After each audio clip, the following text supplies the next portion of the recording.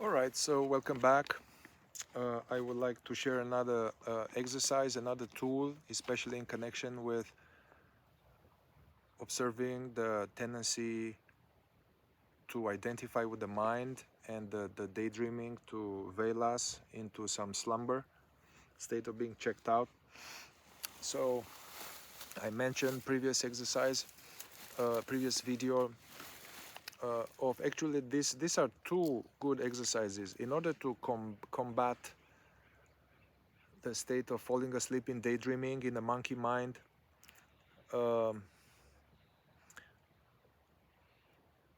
if you guys try it, you will see that you catch yourself checked out, come back, you may check back up, we may tune out and go back into daydreaming right away, and then we come back when we daydream right away.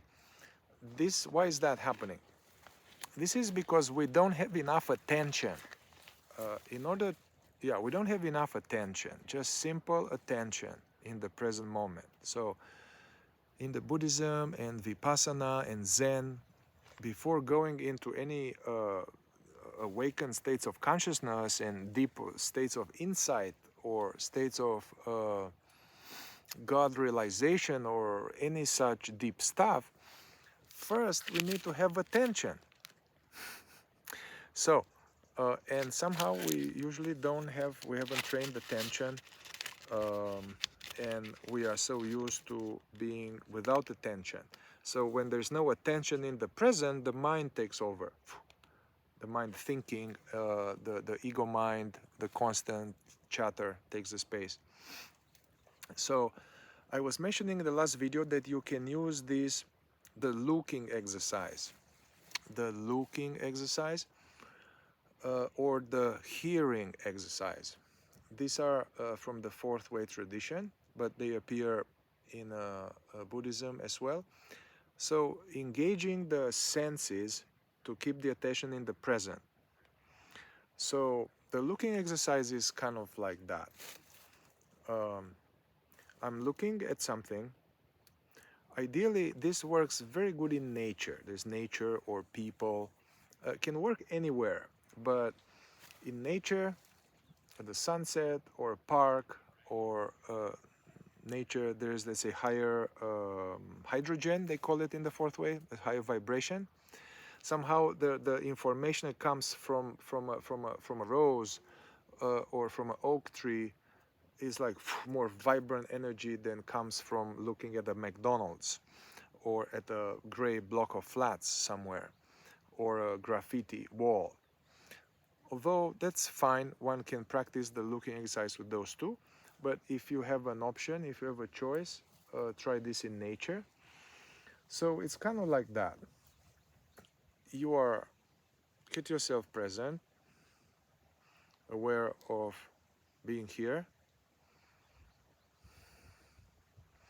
And then we choose some object that we look at for maybe 1 or 2 breaths. 1 or 2 breaths or 5-6 seconds. You don't need to count, but just look at something and really take it in. Let that come into your awareness. Really look at the bark of this tree.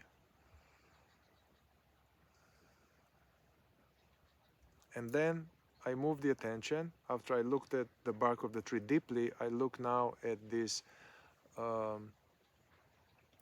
foliage, the green foliage.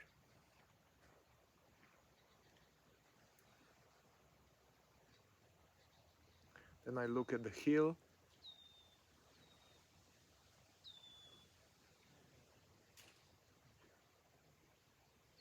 Then I look at the bush.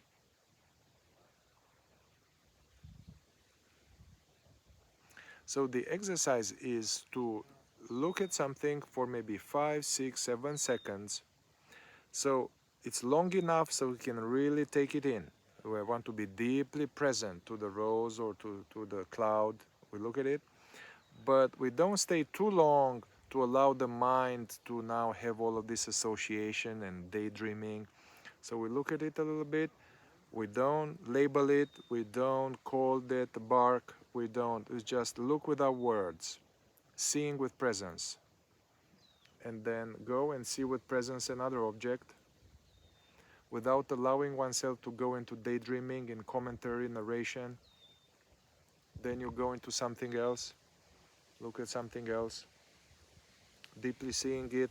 I'm aware of myself, seeing it, not going into commentary or thinking into memory. So just stringing along this kind of, actually this kind of active presence practice, this is what toddlers do just naturally. Like if you look at toddlers or little babies before they start to be full of the monkey mind, that's what they do. They are like that.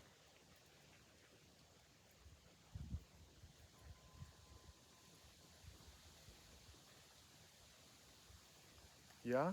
So we don't need the mind in order to see. Actually, we get much more satisfaction and joy without the mind. So this looking exercise is as a way to string more moments of free from thinking. Free from thinking, so we are just being, and the being is aware, being perceives.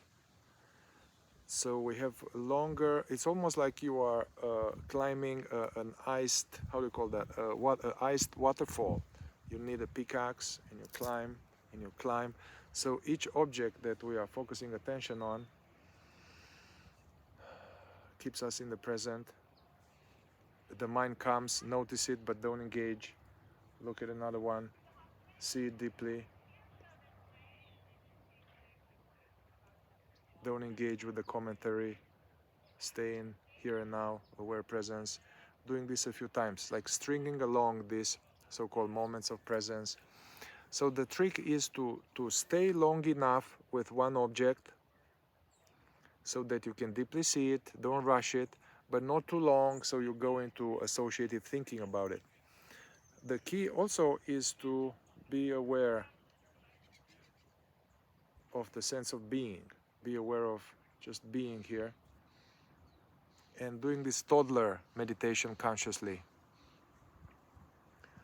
So this is a active form of presence, so that we can do as you are driving, as you are walking, as you are in a meeting. Maybe you're on a board meeting in a council, it's boring, getting triggered. So instead of being checked out, you can look at the teacher, or you can look at a colleague, or you can look at you can look at the museum. This is great to do this at the museum, or looking at architecture. The idea is to not to stay in active, engaged, present seeing. The mind will come. That's what's the thinking mind will come, especially for a long time. We practice thinking so much. We took refuge in this unnecessary thinking somehow, and now it tortures us. So the thinking will come. The idea is not to have thinking. The idea is to be the witness of thinking and to not be lost in thinking.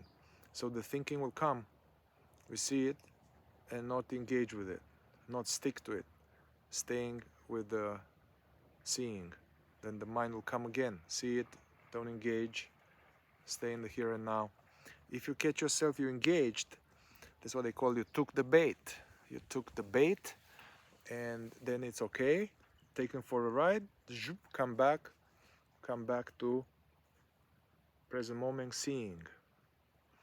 Very practical from the point of view of increasing moments of presence, or increasing the frequency of moments of presence, or the duration of moments of presence in everyday life, not just on the cushion or special circumstances. This was the hearing exercise. This was the seeing exercise, sorry. So at the same time, you can bring in the hearing exercise as the very same purpose. Instead of going into unconscious, uncontrolled mind activity, we are engaging the senses to anchor ourselves in the present. If there's any interest in awakening or processing trauma, we need to strengthen this ability to stay in the present and not sticking to thinking all the time. So the hearing exercise is that you are having more anchors. So now, instead of kind of going into thinking about future problems or past problems, I'm seeing, and also let's bring hearing now.